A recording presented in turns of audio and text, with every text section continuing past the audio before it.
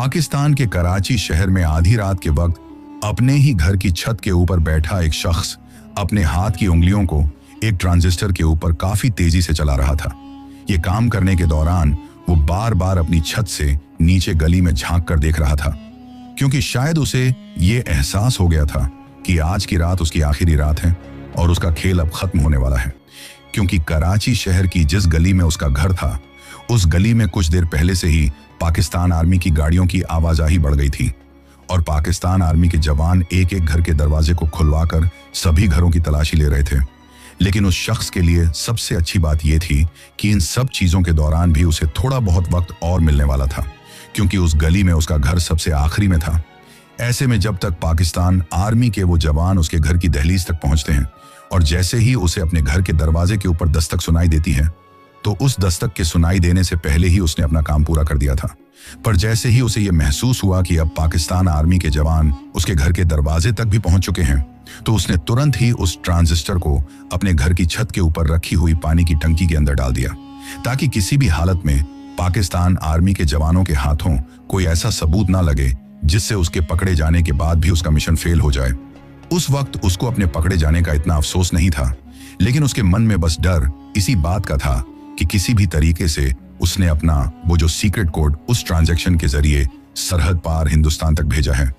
वो किसी भी हालत में पाकिस्तान आर्मी के जवानों के हाथों नहीं लगना चाहिए। हालांकि मैं जानता हूं कि अब आप लोग यही सोच रहे होंगे कि आखिर पाकिस्तान के कराची शहर में रहने वाला कोई शख्स भला हिंदुस्तान तक कोई सीक्रेट कोड क्यों भेज रहा होगा, और अगर वो भेज रहा था तो उसकी असली पहचान क्या थी, और आखिर उस कोड में ऐसा क्या था जिसे वो अपनी जान को भी दांव पर लगाकर किसी भी हालत में हिंदुस्तान तक भेजने की कोशिश कर रहा था। तो सुनो,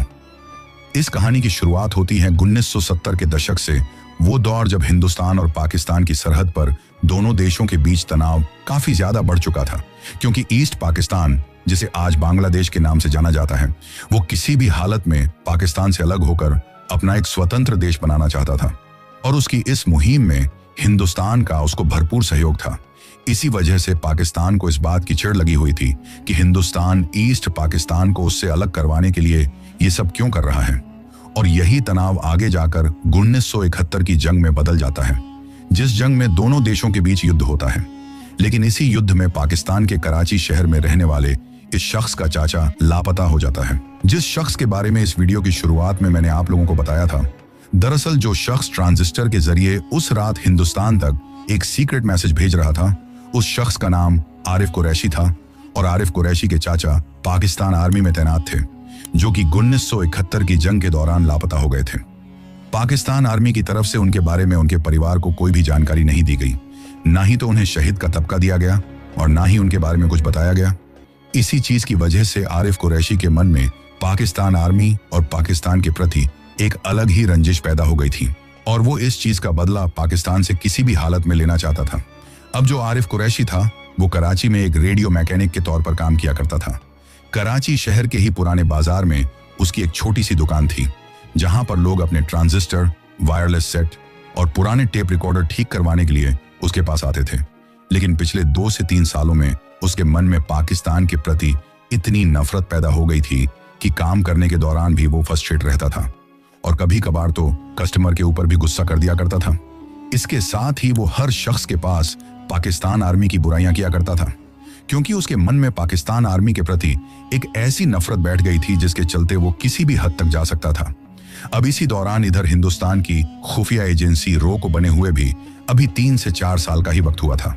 पर तब तक भी रो के कुछ जासूस पाकिस्तान तक पहुंच चुके थे, और उन्हीं में से किसी एक जासूस की नजर आरिफ कुरैशी के ऊपर पड़ जाती है। जब उसने आरिफ के मन में पाकिस्तान आर्मी के प्रति इतनी नफरत देखी, तो वो उससे अपने एसिड के रूप में काम करवाने की सोचता है। लेकिन किसी भी पाकिस्तानी आदमी को इतना जल्दी अपनी तरफ करना आसान नहीं था, क्योंकि रो को यह डर था कि हो सकता है ये पाकिस्तान की खुफिया एजेंसी ISI की ही कोई चाल हो सकता है आरिफ कुरैशी पहले से ही ISI का एक एजेंट हो, जो पाकिस्तान में मौजूद रो के जासूसों को ढूंढने के लिए इस तरह से अनजान लोगों के पास पाकिस्तान की बुराइयां कर रहा हो, ताकि रो का कोई एजेंट उसके पास आकर अपनी सारी पोल खोल दे। इसी वजह से कई महीनों तक उसके ऊपर नजर रखी गई। रो के अलग अलग एजेंट कस्टमर बनकर उसकी उस रेडियो मैकेनिक वाली शॉप पर अपना सामान ठीक करवाने के लिए जाते थे, धीरे धीरे कई महीनों की रिसर्च के बाद जब सबको ये यकीन हो गया कि आरिफ कुरैशी को रो का जासूस बनाया जा सकता है, तो फिर एक शाम को रो के कुछ एजेंट आरिफ से जाकर मिलते हैं और उसे सारी कहानी समझाते हैं। हालांकि पहले तो अपने ही देश के खिलाफ जासूसी करने के बारे में सुनकर ही आरिफ बुरी तरह से घबरा जाता है, लेकिन फिर उसके मन में पाकिस्तानी हुकूमत के खिलाफ जो नफरत थी, वो नफरत उसे ये काम करने के लिए तैयार कर देती है। क्योंकि उस वक्त तक पाकिस्तान में जनरल जिया ने सत्ता संभाल ली थी और पूरे देश में मार्शल लॉ लागू हो चुका था। इसके साथ ही जिया के सत्ता संभालने के बाद पाकिस्तान की खुफिया एजेंसी ISI को एक्स्ट्रा पावर मिल गई थी और इसी वजह से आरिफ कुरैशी जब रो का एजेंट बना था तो उसी दौरान ही कराची शहर में निगरानी बढ़ गई थी, खासकर कम्युनिकेशन पर,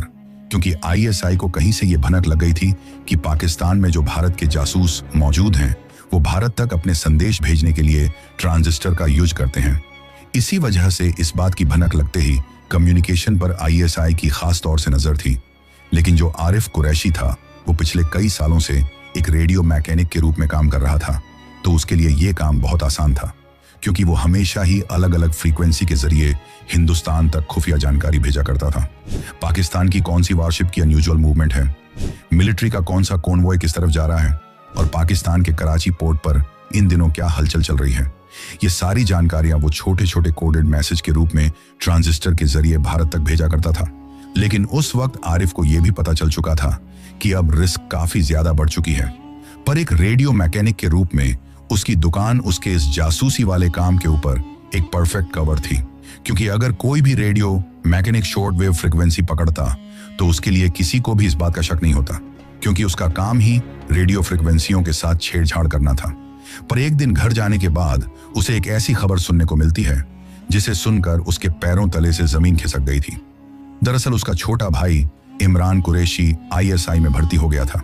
इमरान शुरू से ही पढ़ाई में तेज था और उसके मन में अपने वतन के प्रति काफी जोश भरा हुआ था। जनरल जिया के द्वारा मार्शल लॉ लगाने के बाद जब ISI में रिक्वायरमेंट बढ़ी तो उस वक्त उसने भी अप्लाई कर दिया था और कुछ ही दिनों बाद वो ISI में भर्ती हो गया था। हालांकि घर वालों को इस बात का गर्व था और आरिफ भी बाहर से खुश होने का ढोंग कर रहा था,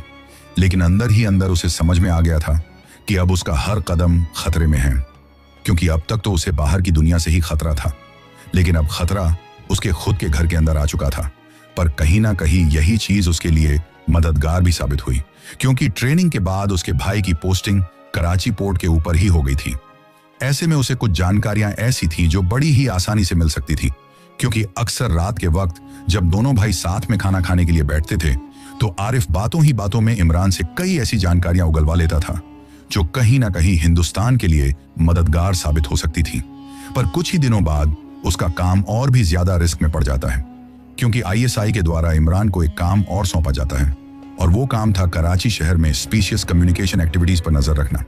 यानी इनडायरेक्ट आरिफ का भाई उसी चीज पर अब नजर रखने वाला था जो आरिफ कर रहा था। कई बार जब इमरान रात के वक्त ऑफिस से घर लौटता था तो उसके हाथों में पाकिस्तान की खुफिया एजेंसी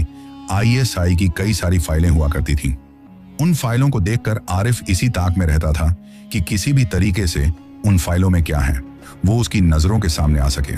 और इस चीज के लिए आरिफ ने एक दो बार इमरान के दूध में नींद की गोलियां भी मिलाई थी, जिससे इमरान जल्द ही सो गया और उसके सोने के बाद आरिफ चोरी छुपे उसके कमरे में जाकर उसकी जो फाइलें थीं उनको खंगालता है और कई ऐसी खुफिया जानकारी उसके हाथों लगती हैं जो भारत के लिए बहुत मददगार साबित हो सकती थी। लेकिन उन फाइलों को खंगालने के दौरान ही उसे ये पता चलता है कि पाकिस्तान की खुफिया एजेंसी ISI पाकिस्तान में मौजूद भारत के जासूसों को ढूंढने के लिए कम्युनिकेशन नेटवर्क को बहुत ज्यादा टाइट कर रही है, और ये चीज उसके लिए एक अलर्ट था कि अब उसे अपना काम बहुत ही ज्यादा सोच समझकर और सावधानी के साथ करना होगा। इसी वजह से अब वो पहले की तरह हर रोज हिंदुस्तान के पास सिग्नल नहीं भेजता था, कभी कभी 10 दिन का गैप देता तो कभी फ्रीक्वेंसी बदल देता। इसके साथ ही उसने सिग्नल भेजने की टाइमिंग भी बदल दी थी। पहले वो घर वालों के सो जाने के बाद रात के 12 बजे के आसपास सिग्नल भेजता था, लेकिन अब वो सुबह के 4 बजे के वक्त सिग्नल भेजने लगा था। लेकिन इसी दौरान एक प्रॉब्लम और हो जाती है कि कराची पोर्ट के जिस एरिया में आरिफ का घर था उसी एरिया में ISI ने इनलीगल ट्रांसमिशन ट्रेस करने के लिए मोबाइल मॉनिटरिंग वैन तैनात कर दी थी, और वो वैन पूरी रात कराची शहर की अलग अलग गलियों में घूमती रहती थी और रेडियो फ्रीक्वेंसियों को पकड़ने की कोशिश करती थी। इस चीज से आरिफ अच्छी तरीके से यह बात समझ गया था कि अगर उसके द्वारा भेजे जाने वाले सिग्नल कभी भी उस मॉनिटरिंग वैन की फ्रीक्वेंसी में आ गए तो फिर वो अपने आप को नहीं बचा पाएगा। इसी चीज के डर से उसने अगले कई दिनों तक हिंदुस्तान के पास कोई कोड नहीं भेजा। लेकिन इधर दिल्ली में बैठे हुए रो के अधिकारियों को तो इंफॉर्मेशन चाहिए थी, खासकर कराची पोर्ट पर पाकिस्तान नेवी की होने वाली एक्टिविटीज की। लेकिन वो कहते हैं ना कि कई बार जल्दबाजी ही सबसे बड़ी गलती साबित होती है। सरहद के उस पार बैठा हुआ आरिफ सिग्नल ना भेजकर बिल्कुल सही कर रहा था, लेकिन सरहद के इस बार बैठे हुए लोगों से एक बहुत बड़ी गलती हो गई। दरअसल जब कई दिनों तक आरिफ ने कोई सिग्नल नहीं भेजा तो रो के द्वारा उसके पास अपना एक दूसरा एजेंट भेजा जाता है, जो उसे जाकर बताता है कि तुम्हारे द्वारा सिग्नल ना भेजने से पूरा काम रुका हुआ है। इसी वजह से दिल्ली से तुम्हारे लिए ये ऑर्डर है कि किसी भी हालत में तुम सिग्नल भेजते रहो।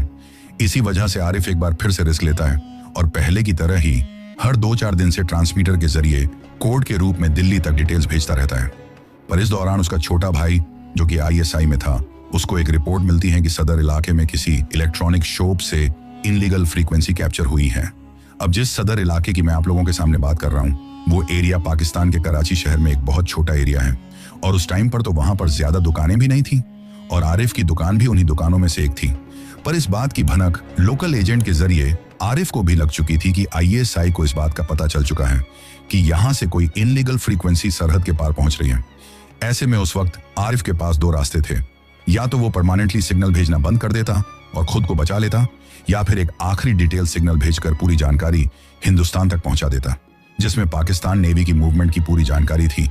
और उस वक्त उसने वही दूसरा रास्ता चुना। उस रात उसने अपनी दुकान जल्द ही बंद कर दी थी, क्योंकि अब उसके द्वारा अपनी दुकान से कोई भी सिग्नल भेजना खतरे से खाली नहीं था। इसी वजह से वो उस रात बिल्कुल नॉर्मल रूटीन की तरह अपने घर पर जाता है। उसके चेहरे की हालत देखकर घर वालों को यही लगता है कि शायद काम की वजह से वो थक चुका है। इसी वजह से सब लोग जल्द ही खाना खाकर सो जाते हैं, लेकिन आरिफ की आंखों में नींद बिल्कुल भी नहीं थी। वो बस सबके ठीक तरीके से सो जाने का इंतजार कर रहा था और रात के करीब 3 बजे अपने ट्रांसमीटर को लेकर वो चुपचाप घर की छत के ऊपर जाता है। वहां जाकर उसने ट्रांसमीटर ऑन किया और इस बार कोई छोटा सिग्नल नहीं बल्कि एक पूरा डिटेल कोड तैयार किया, जिसके चलते उस रात उसका ट्रांसमीटर लगभग 2 मिनट तक चलता है। लेकिन किसी भी फ्रीक्वेंसी को कैप्चर करने के लिए ISI की उस मॉनिटरिंग वैन के लिए 2 मिनट बहुत थे। इसी वजह से करीब 5 से 10 मिनट बाद ही उस गली में उस मॉनिटरिंग वैन के साथ पाकिस्तान आर्मी की कई गाड़ियां पहुंच जाती हैं। इसके बाद हर घर के दरवाजे को खुलवाकर उसकी तलाशी ली जाने लगी थी और जैसे ही इस हलचल की आरिफ को भनक लगी तो उसने तुरंत अपना ट्रांसमीटर मेन सर्किट से निकाला और उसे अपने ही घर की छत के ऊपर मौजूद पानी की टंकी के अंदर डाल दिया। कुछ ही देर बाद उसके घर के दरवाजे के ऊपर भी दस्तक होती है, जिसके बाद वो बड़ी ही हड़बड़ाहट में खुद को नॉर्मल करने की कोशिश करते हुए जाकर दरवाजा खोलता है। लेकिन उसके लिए सबसे बड़ी फायदे वाली बात यह रही कि उस तलाशी के दौरान उसका खुद का भाई भी पाकिस्तान आर्मी के जवानों के साथ मौजूद था, जो कि उस वक्त तक ISI में एक बड़े ओहदे तक पहुंच चुका था। ऐसे में पाकिस्तान आर्मी के जवान भी ये सोचते हैं कि अपने ही अधिकारी के घर की तलाशी लेना ठीक नहीं है। इसी वजह से उस रात तो वो बच जाता है। धीरे धीरे उसका भाई इमरान पाकिस्तान की खुफिया एजेंसी ISI में बहुत बड़ी पोस्ट पर पहुंच जाता है,